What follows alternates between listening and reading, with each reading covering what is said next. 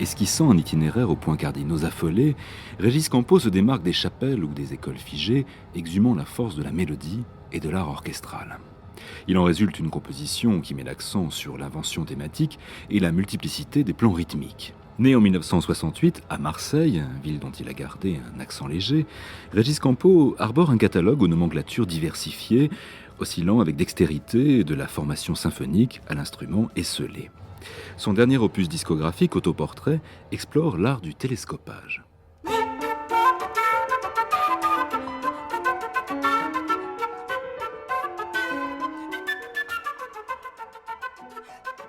Régis Campo vient de paraître Autoportrait, un ensemble de petites pièces que vous avez composées sur quelle période en fait ? La période est de, je pense, 10 ans parce que la pièce qui s'appelle Épiphanie est de 95.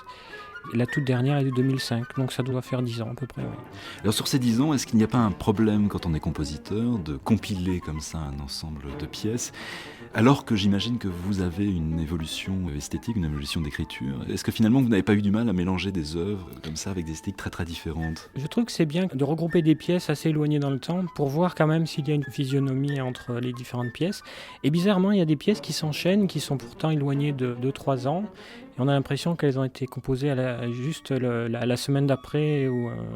Et avec ce disque, c'était assez frappant justement. Et Épiphanie, c'est une des plus anciennes, qui est un peu éloignée de ce que je fais, mais finalement qui fait un bon contrepoint avec d'autres pièces qui sont beaucoup plus pulsées et trépidantes. Donc ça permet un peu de se reposer, vu qu'Épiphanie est beaucoup plus suspendue dans les airs.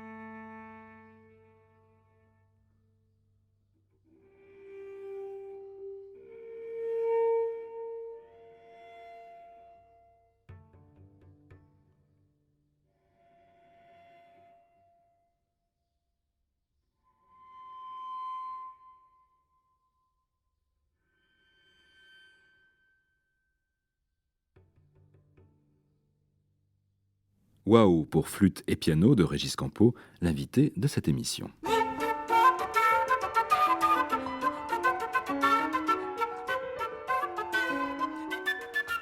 J'imagine que ces miniatures ont été l'occasion d'expérimenter des jeux différents sur les instruments. Ah, tout le temps, oui. Surtout les rencontres avec les musiciens. Par exemple, la première pièce qui s'appelle Zapart, c'est un ensemble de saxophones, mais à l'origine, elle avait été composée pour un ensemble, un orchestre à vent avec batterie, guitare basse, et je l'ai transcrite pour cet ensemble de saxophones qui est du conservatoire. Vous êtes très attentif à ce qui se passe dans les musiques populaires ? Ah oui, oui, oui. Ça m'intéresse beaucoup ces phrases-là. Alors je les écoute évidemment en répétition, et ils me disent on peut le jouer comme ça. Si ça fonctionne, je n'hésite pas à modifier la partition tout de suite, pour que le résultat soit vraiment quelque chose d'intéressant. Est-ce que ces petites formes sont pour vous une sorte de laboratoire qui vous prépare à écrire pour des plus grandes formes ? Vous avez écrit des symphonies, vous avez écrit pour des très grandes formations. Oui, cela dit, j'écris une symphonie, donc peut-être que ce sera la seule. Je l'ai appelée mais première. Non, Régis, mais non. Mais je m'arrêterai à la 9e, à la 8e, je veux dire, parce qu'après, 9e, c'est mauvais signe. Le compositeur meurt tout de suite. Ou la finit pas. Bon. Les petites pièces, ça me permet un peu de tester certaines idées que j'essaye ensuite de développer dans les plus grands formats. Par exemple, la pièce qui s'appelle Les métronomes détraqués. C'est une sorte d'étude avec seulement des pizzicatos de violoncelle, mais ça me laisse plein d'idées pour un futur quatuor à cordes que je vais faire en 2005. Surtout peut-être un mouvement avec des pizzicatos. Donc j'ai déjà eu mon laboratoire d'idées avec cette pièce-là. Je fonctionne vraiment par escalier. Petit à petit, j'essaye d'agrandir.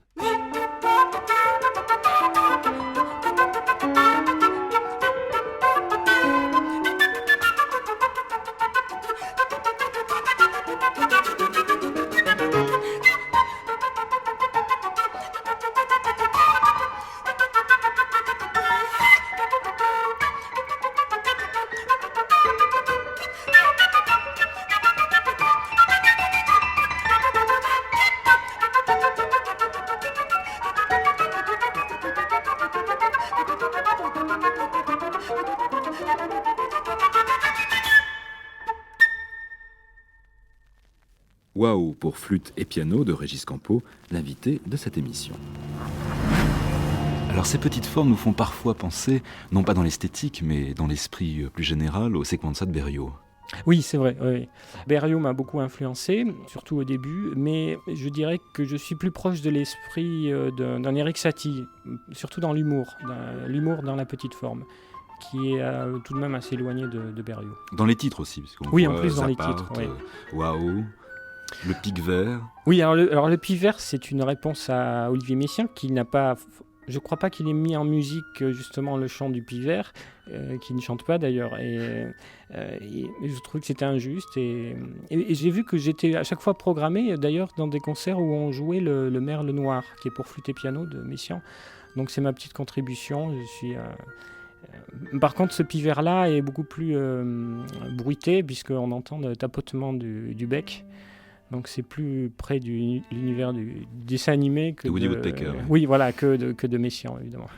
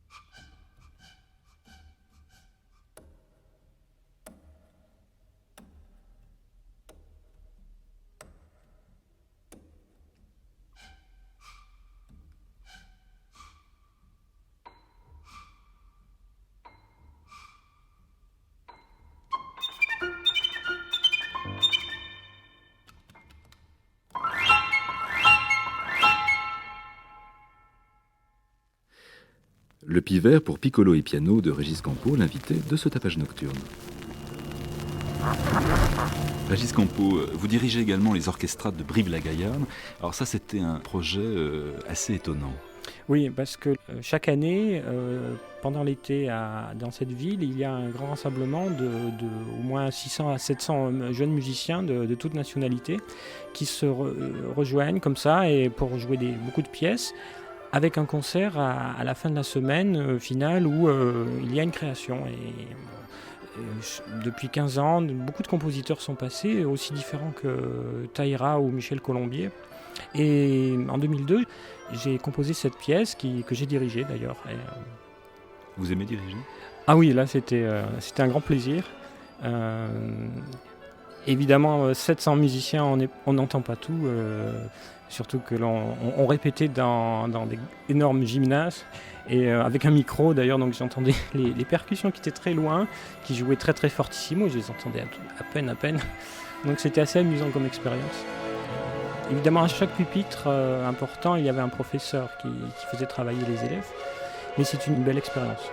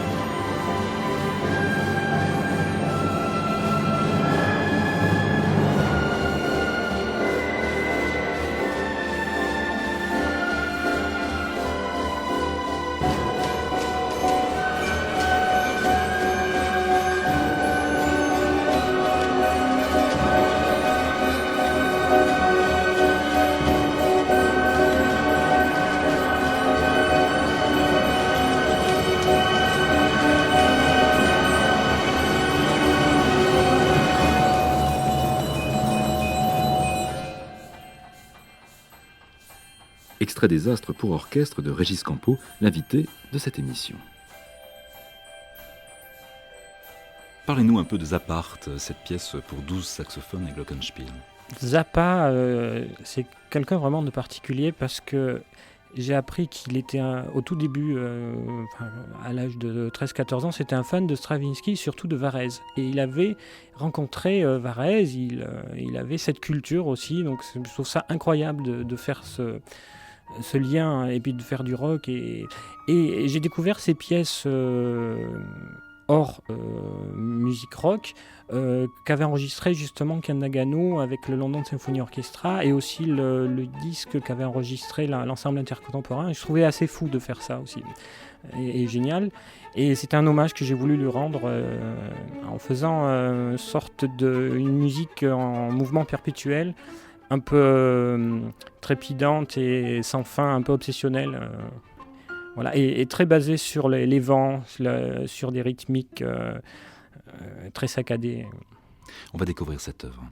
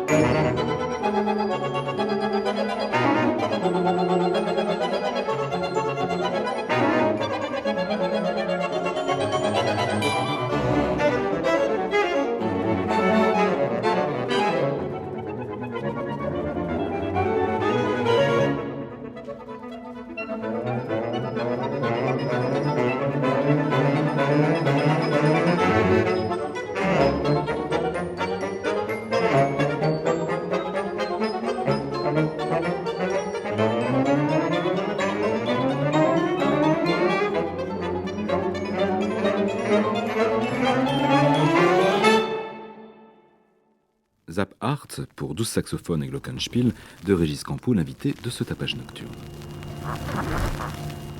Autre œuvre présente dans cette sorte de compilation, les métronomes détraqués. Alors, c'est une commande qui est en fait un troc, parce que le peintre Étienne Hiver, qui a commandé à beaucoup de compositeurs des œuvres pour duo de violoncelle jouées par Agnès Westermann et Patrick Langot. Donc le troc, c'était tout simplement d'avoir... on lui fait une partition et il nous donne un tableau. Voilà, donc on a créé ça. Et puis comme on a beaucoup aimé cette pièce, je suis lié d'amitié avec ces deux musiciens qui sont vraiment excellents. On l'a enregistré dans le disque. Et qui est basé sur des pizzicato uniquement. Et si on écoute bien... Elle est composée en écrevisse, c'est-à-dire au milieu de la pièce, on reprend toutes les notes mais à l'envers. Et on s'en aperçoit évidemment pas parce que les modes de jeu diffèrent un peu, on a des dynamiques différentes, donc c'est un jeu en miroir comme ça.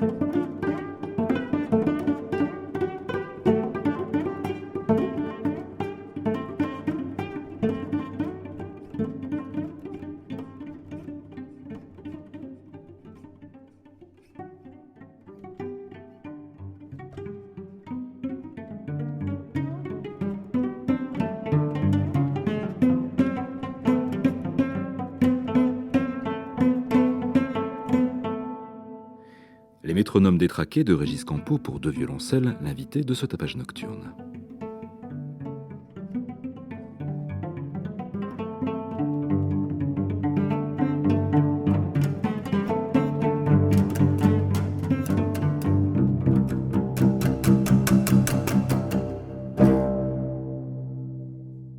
Alors, quels sont vos projets après ce disque? Alors, Donc un quatuor à cordes, ça on a ah oui, compris, alors vous en ça, avez parlé oui, tout à oui. l'heure. Ça c'est avec le Quatuor Isaïe. Ça sera pour septembre au Festival Beethoven à Bonn. Ça sera mon premier quatuor à cordes, donc c'est très important pour moi. Donc peut-être un mouvement avec Pizzicato. Et puis une création avec l'Ensemble orchestral de Paris, toujours en septembre, qui ouvrira leur saison. Une saison qui est consacrée aux 250 ans de la naissance de Mozart. Donc ça sera un concert et une création, je pense, qui tournera autour de Mozart, je pense. Donc ça sera à Paris. Et donc voilà, ça fait ces 2 œuvres assez importantes. Et puis certainement encore une collaboration avec Ken Nagano, mais je ne peux pas trop en dire, mais ça sera du côté du Canada, disons. Voilà. Merci beaucoup. Je vous en prie.